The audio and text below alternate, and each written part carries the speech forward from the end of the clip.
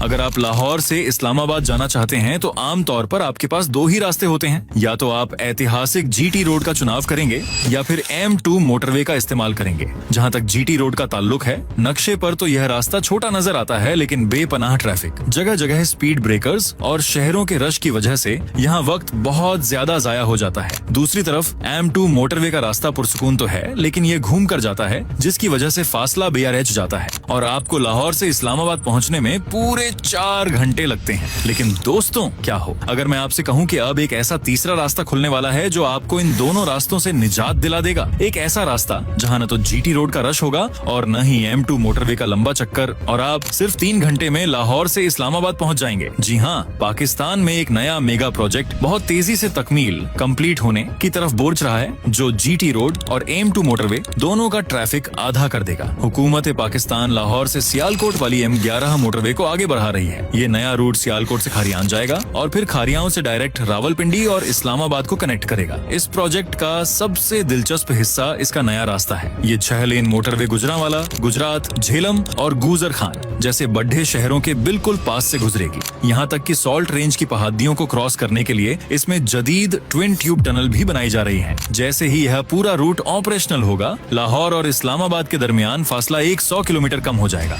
इस सफर का एक कीमती घंटा भी बचेगा और गाड़ी का फ्यूल भी आधा हो जाएगा। क्या आप इस नए रास्ते पर सफर करने के लिए तैयार हैं? कमेंट्स में अपनी राय जरूर बताएं। खबर: पाकिस्तान के पास इस वक्त सिर्फ 30 से 40 दिन के ऑयल रिजर्व्स मौजूद हैं, जबकि भारत के पास लगभग 70 दिन के ऑयल रिजर्व्स हैं। लेकिन अब पाकिस्तान ने ऐसा पत्ता फेंका है जिसने भारत को भी रोने पर मजबूर कर दिया है। देखें दोस्तों, हाल ही में यूनाइटेड अरब अमीरात यानी UAE ने भारत के साथ एक बड़ा एग्रीमेंट किया है, जिसके तहत UAE अपना ऑयल रिजर्व भारत में स्टोर करेगा। ये ऑयल रिजर्व सिर्फ इमरजेंसी हालात में इस्तेमाल होते हैं, यानी अगर कभी जंग, समुद्री नाकाबंदी या सप्लाई का मसला हो जाए तो यही रिजर्व्स मुल्क को सहारा देते हैं। भारत के पास पहले ही लगभग 70 दिन के ऑयल रिजर्व्स मौजूद थे, लेकिन अब UAE ने भारत में लगभग 30 मिलियन बैरल ऑयल रिजर्व रखने का फैसला किया है, जिससे भारत की एनर्जी सिक्योरिटी पहले से भी ज्यादा मजबूत हो गई है। अब पाकिस्तान ने भी यही सूरत हाल देखते हुए कुवैत को पाकिस्तान में ऑयल रिजर्व्स रखने की ऑफर कर दी है। रिपोर्ट्स के मुताबिक कुवैत ने इनिशियल तौर पर इंटरेस्ट भी जाहिर किया है। अगर यह अग्रीमेंट सक्सेसफुल हो जाता है तो पाकिस्तान को न सिर्फ इमरजेंसी हालात में फायदा होगा, बल्कि मुल्क की एनर्जी सिक्योरिटी भी काफी बेहतर हो सकती है।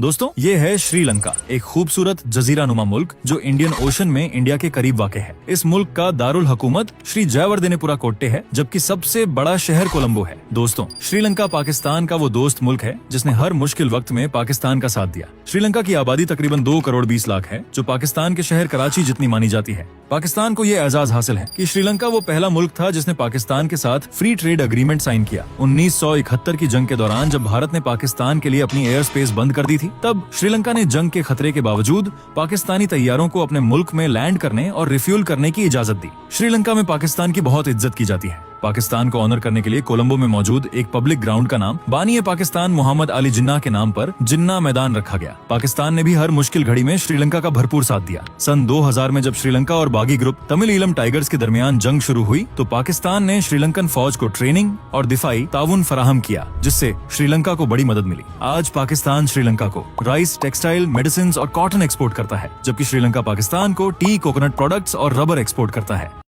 अगर आप अपनी सी D70 बाइक पर पाकिस्तान से मक्का उमरा के लिए निकल पड़े, 4000 किलोमीटर का यह सफर, 5 मुल्क और बेपनाह एडवेंचर। लेकिन इस सफर को शुरू करने से पहले आइए इसके लॉजिस्टिकल रूट को डिकोड करते हैं। सबसे पहले अपना पहला गियर लगाएं और निकलें पाकिस्तान से टफ्टन बॉर्डर की जानिब। यहाँ तक आपका पेट्रोल खर्चा तकरीबन 12,000 रुपए आएगा। जैसे ही आप ईरान में दाखिल होंगे, सारी गेम बदल जाएगी। ईरान में पेट्रोल की कीमत सुनकर आपके होश उड़ जाएंगे। सिर्फ पाकिस्तानी 8 रुपए प्रति लीटर। यहाँ से इराक बॉर्डर तक आपका पेट्रोल खर्चा आएगा सिर्फ 200 रुपए। फिर आप दाखिल होंगे इराक में। इराक से कुवैत तक का पेट्रोल खर्चा तकरीबन 900 रुपए है और कुवैत से सऊदी अरब के बॉर्डर तक मजीद 200 रुपए।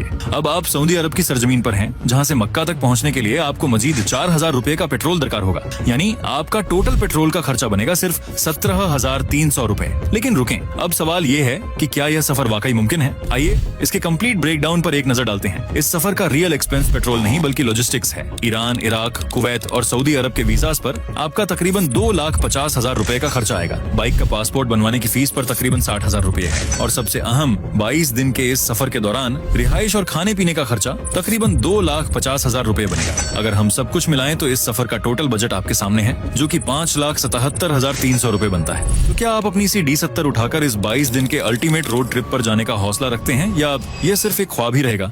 आपको पता है, आज से 60 साल पहले तक पाकिस्तान और चीन के दरमियान कोई सड़क नहीं हुआ करती थी। जी हाँ, एक भी रास्ता मौजूद नहीं था जिसके जरिए दोनों ममालिक के दरमियान आमदोरफ्त हो सके, क्योंकि कराकोरम के पहाड़ों को काट कर एक सड़क बनाना इंतहाई मुश्किल काम था। लेकिन फिर 1979 में यहाँ कराकोरम हाईवे बनाई गई, जो चीन के शहर काशगर को पाकिस्तान के शहर हसन अब्दाल से मिलाती है। आज कराकोरम हाईवे को यह एजाज हासिल है कि यह दुनिया की बुलंद तरीन शाहराहों में शुमार होती है। ये कराकोरम हाईवे इतनी ऊंची है कि अगर इसका मुकाबला दुनिया के सबसे बुलंद पहाड़ माउंट एवरेस्ट से किया जाए तो यह तकरीबन उसकी आधी बुलंदी यानी 4,800 मीटर तक पहुंचती है। इंसान के जिस्म को जमा देने वाली सर्दी में बड़ी बड़ी चट्टानों को काटकर एक ऐसी सड़क बनाना, जिसके बारे में सोचना भी नामुमकिन लगता था, आसान नहीं था। इसकी कीमत इस तरह अदा की गई कि कराकोरम हाईवे की तामीर के दौरान 810 पाकिस्तानी और 200 चीनी मजदूर अपनी जानों से हाथ धो बैठे। गिलगित बाल्टिस्तान में आज भी उन चीनी मजदूरों का एक कब्रिस्तान मौजूद है। 1,300 किलोमीटर लंबी कराकोरम हाईवे दरअसल इतनी बड़ी है कि अगर इसे दुनिया के 13वें सबसे बड़े मुल्क सऊदी अरब के दरमियान रखा जाए तो यह मुल्क को 2 हिस्सों में तकसीम कर दे। इतनी ज्यादा बुलंदी पर ऐसी शाहराह की तामीर शायद इसीलिए इसे दुनिया का 8वां अजूबा कहलाने का एजाज भी दिलाती है। क्या आप जानते हैं कि पाकिस्तान के दारुल हुकूमत इस्लामाबाद में सबसे हसास और हाई सिक्योरिटी इलाका कौन सा है? दोस्तों, ये है red zone Islamabad. Red zone में जो ये अहम इमारत है उसे वजीर आजम हाउस इस्लामाबाद कहा जाता है, जहां पाकिस्तान के वजीर आजम की रहाइश और दफ्तर मौजूद होता है। इसके बिल्कुल पीछे है नेशनल लाइब्रेरी पाकिस्तान। वजीर आजम हाउस के साथ ही सुप्रीम कोर्ट ऑफ पाकिस्तान वाक़ है और इसके करीब ही पार्लियामेंट हाउस पाकिस्तान मौजूद है, जहाँ सीनेट और कौमी असेंबली दोनों काम करती है। इसी के बिल्कुल साथ है ऐवान सदर, जहां सदर पाकिस्तान रहाइश रखते हैं, और ऐवान सदर के करीब ही वजारत ए दाखिला पाकिस्तान की इमारत मौजूद है। इन अहम इमारतों के सामने आपको मुख्तलिफ सूबों के हाउसेज नजर आएंगे, जैसे पंजाब हाउस, सिंध हाउस और खैबर पख्तूनख्वा हाउस। इन हाउसेज के बिल्कुल सामने है पाकिस्तान टेलीविजन का मरकजी दफ्तर, और इसके साथ ही मशहूर इस्लामाबाद मैरियट होटल वाक़ है। इसके साथ ही G5 सेक्टर आता है, जहां state bank of Pakistan, Islamabad high court और वजारत ए खारिजा पाकिस्तान मौजूद है। और नाजरीन, इस पूरे इलाके के ऐन दरमियान जो चौक है उसे D चौक कहा जाता है, जबकि इस मरकजी सड़क को कॉन्स्टिट्यूशन एवेन्यू के नाम से जाना जाता है।